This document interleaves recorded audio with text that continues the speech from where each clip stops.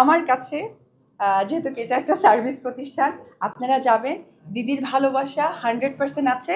আর সার্ভিসের জায়গাটা যেটা বলছেন, আপনারা আসলে আমি একটা কার্ড করে দিব, অবশ্যই সেখানে ডিসকাউন্টটা লেখা থাকবে সবসময়ের জন্য।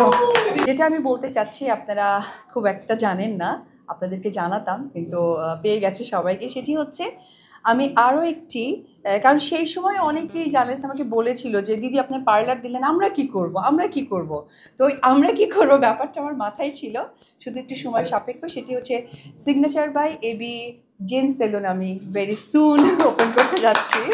তো এখানে যারা সাংবাদিক ভাইয়েরা আছেন তাদের সকলকেই আমার স্যালনে আমন্ত্রণ।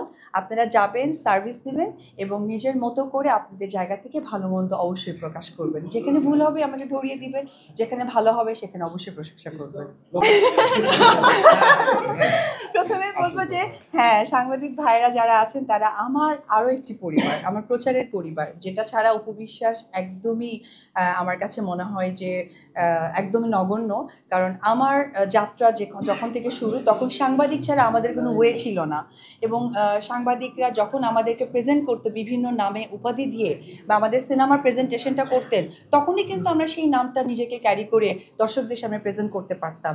তো এখনকার দিনে যেটা হয়ে গেছে যে নাম নিজেরাও তৈরি করতে পারে, করে দেয়, এবং সাংবাদিকদেরকে অনেক সময় একটু হেয় করে। কিন্তু এটা আমার না দৃষ্টিকটু লাগে, কারণ আমি অনেক বছর ধরে কাজ করছি, তো আমি জানি যে সাংবাদিক ভাই বোনেদের গুরুত্ব এবং মূল্যায়নটা কতটুকু।